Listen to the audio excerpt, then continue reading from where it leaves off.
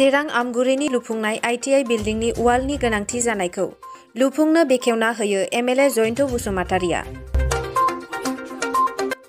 चिरां जिल्लानि आमगुरियाव सिगांनो लुफुंना थानाय ITI बिल्डिंआव वालनि गोनांथि जानायखौ लुफुंना होनो बेखेवना होनानै लोगोसे बे ITIखौ 2022 मायथाइनि रांखान्थियारि बोसोरनिफ्राय जागायहोनो नाजानाया थागोन होनना बुंदों। लोगोसेनो गावनिनो बियाबाव गोग्लैनाय साफागुरिनिफ्राय मालिबिथा आरो सामथाइबारिनिफ्राय हाथिसारसिम लामा गोदान बोसोर 2022 मायथाइयाव लुफुंनो हागोनखौ फोथायनाय दं होनना फोरमायबावदों MLA जयनथ बसुमतारिया। नंगौ जे दिनैहाय बिटिआर सरकारनि बिथिंनिफ्राय जोङो बेयाव मोनसे बाउन्डारि वाल दिनै बानायनायनि थाखाय मोनसे राहा लादों।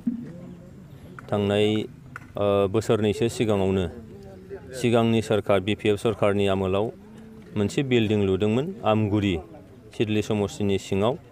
बे आमगुरि होननायाव बिल्डिंखौ लुखांबाय, नाथाय बे बिल्डिंआव जे क्लास जानांगौ, बेयाव जे जोंनि सुबुं सम्पद जोंहा सोरजिनांगौ, बेयाव जे टेकनिकेल माखासे एजुकेसन जोंहा मोननांगौ, बिनि थाखाय आसाम सरकारनि खाथियाव जि मोनसे एप्रोच थानांगौमोन बेखौ रान खालामनायनि थाखाय बे एप्रोचआ खालामनाय जायाखै थांनाय सरकारा। दा बेनिखायनो एबार आंहा फोथायनाय दङ, मानोना दाखालि दैज्लां बोथोरनि आसाम एसेम्बलि सेसनाव आङो बे चिरां जिल्लानि सिङावनो थानाय निलिबारि थामहिनबा खोला काजलगावनि ITI मोनसे दङ। बे ITIखौ मन्त्रि बिथांनि खाथियाव आङो आर'ज गाबदोंमोन जे बे ITIखौ फोरोंनायनि थाखाय बेबस्था लानांगौ। दा जोङो मिन्थिबाय नैबे डिसेम्बर दाननिनो दाखालि 19 अक्ट' जानांगौ खोब सम्भब सरकारनि मोनसे नटिफिकेसन ओंखारबाय जे बे ITIआ सरकारिकरन जाबाय।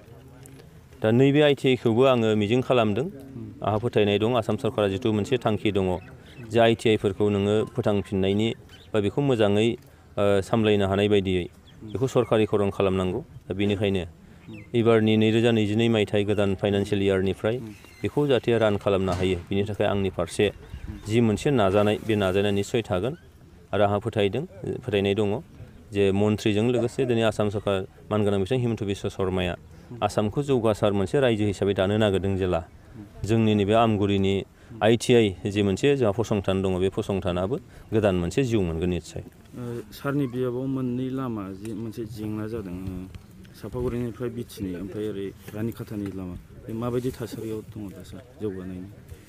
साफागुरिनिफ्राय ओरै मालिबिटासिम जि आसाम माला, बेयो गासै 46 किल'मिटार होननानै बुंदों। दा बियो अलरेडि टेन्डारिंआ निस्सय जासिगोन, जायनि खारना बेनोमोन जे बेयाव लेन्डनि जे भेलुवेसन जायफ्रा एफेक्ट जागोन, जेखौ रिकुइजिसन खालामनाय जादों लेन्डखौ लामा फुवारनो थाखाय बा लामाखौ सिदायै फेंनायाव, दा बिनि भेलुवेसना रिजनेल मोनसे भेलुवेसन थानांगौ। दा बे भेलुवेसनखौ खालामनाय जायाखैमोन। दा भेलुवेसनखौ आङो मिन्थिनायाव अलरेडि थिग खालामबाय, खोब खम समनि गेजेरावनो बे भेलुवेसननि थिग खालामनानै एफेक्टेड फेमिलिफोरनो जेला बिनि माबाखौ होनो हागोन, क्षतिपुरनखौ होनो हागोन, अब्लानो बिनि उनावनो निस्सय बिनि लामानि टेन्डारिंआ जागोन आरो खामानिया जागोन। आंहा फोथायनाय दं गोदान बोसोर जानुवारिनि 10-15 अक्ट'नि गेजेराव बे टेन्डारिं खामानिया निस्सय जागोन। आरो रानिखाथायानो जाहैबाय बे नेसनेल हाइवेआ बेखौ टेकआप खालामबाय जे सामथाइबारिनिफ्राय गेलेंफुंसिम बियो गासै 30 किल'मिटारसो निस्सय जायो। दा बेखौबो बियो प्रसेसआव दंबाय थायो। मिजिं खालामदों 2022 मायथाइयाव बे मोननै लामाया निस्सय जाफुंसारगोन, आंहा फोथायनाय दं। Thank you sir.